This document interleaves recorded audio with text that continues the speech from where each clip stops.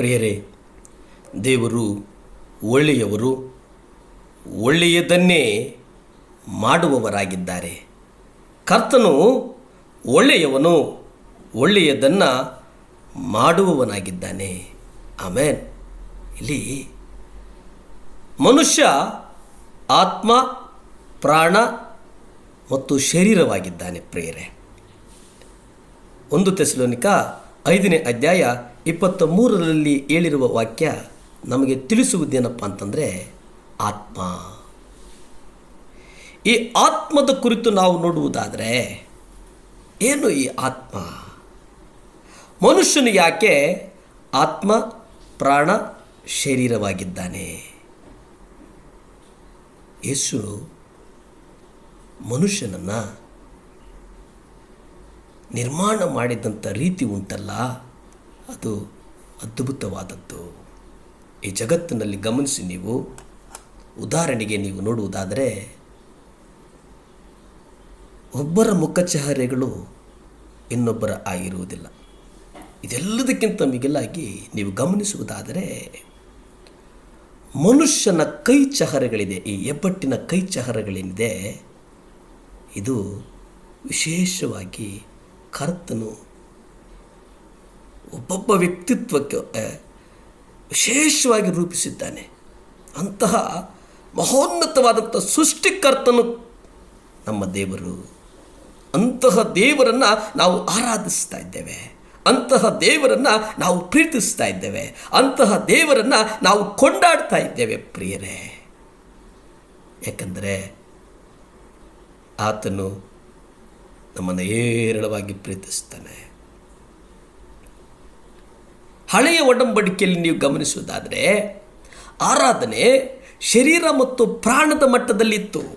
ನಮ್ಮ ಶರೀರ ಮತ್ತು ನಮ್ಮ ಪ್ರಾಣದ ಮಟ್ಟದಲ್ಲಿ ಹಳೆಯ ಒಡಂಬಡಿಕೆಯಲ್ಲಿ ಇತ್ತು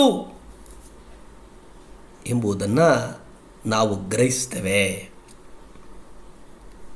ಅಲ್ಲಿ ಅಂದರೆ ಹಳೆಯ ಒಡಂಬಡಿಕೆಯಲ್ಲಿ ಜನರು ತಮ್ಮ ಕೈಗಳಿಂದ ದೇವರನ್ನು ಆರಾಧಿಸ್ತಾ ಇದ್ದರು. ತಮ್ಮ ಕೈಗಳನ್ನು ಎತ್ತುವುದು, ಚಪ್ಪಾಳೆ ತಟ್ಟುವುದರ ಮೂಲಕ ಅವರು ತಮ್ಮ ಪ್ರಾಣದಲ್ಲಿ ದೇವರನ್ನು ಆರಾಧಿಸ್ತಾ ಇದ್ದರು. ಅದು ಹೇಗೆಂದರೆ, ತಮ್ಮ ಮನಸ್ಸು, ಬುದ್ಧಿಶಕ್ತಿ, ಭಾವನೆಗಳಿಂದ. ನೀವು ನಿಮ್ಮ ಕೂಟಗಳಲ್ಲಿ ಸ್ತೋತ್ರ ಮತ್ತು ಕೃತಜ್ಞತೆ ಹಾಡುಗಳನ್ನು ಹಾಡಿ ಸಂತೋಷಿಸುವಾಗ ಅವರು ಆನಂದಿಸ್ತಾರೆ, ಭಾವನಾತ್ಮಕವಾಗಿ ಉತ್ಸಾಹವನ್ನು ಅನುಭವಿಸ್ತಾರೆ. ಈ ರೀತಿಯಾಗಿ ಶರೀರ ಮತ್ತು ಪ್ರಾಣದಲ್ಲಿ ಆರಾಧನೆ ನಡೀತದೆ. ಆದರೆ ಪ್ರಿಯರೇ, ಯೇಸು ಹೇಳಿದ್ದೇನೆಂದರೆ, ಇನ್ನು ಮುಂದೆ ನೀವು ಇನ್ನಷ್ಟು ಆಳವಾದ ಆರಾಧನೆಯನ್ನು ಅನುಭವಿಸಲು ಸಾಧ್ಯವಿದೆ.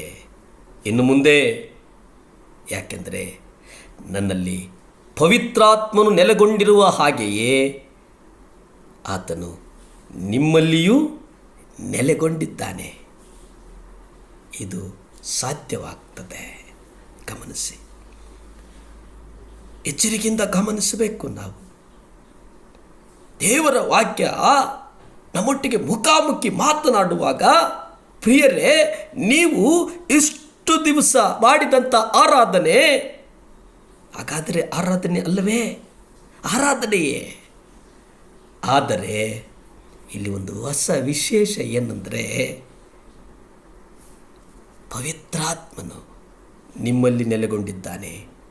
ಪವಿತ್ರಾತ್ಮನು ನಿಮ್ಮಲ್ಲಿ ನೆಲೆಗೊಂಡಿದ್ದಾನೆ. ಆ ಪವಿತ್ರಾತ್ಮನು ನಿಮ್ಮಲ್ಲಿ ನೆಲೆಗೊಂಡಿರುವುದರಿಂದ ನೀವು ಅನುಭವಿಸಿ ಆಡುವುದು, ಅನುಭವವನ್ನು ಪಡೆದುಕೊಂಡು ಆಡುವುದು ಅಗತ್ಯ.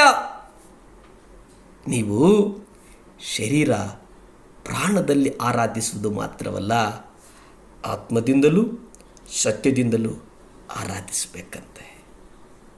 ಎಷ್ಟು ಚಂದ, ಎಷ್ಟು ಒಳ್ಳೆಯ ದೇವರು! ಯಾಕಂದರೆ ಆತನು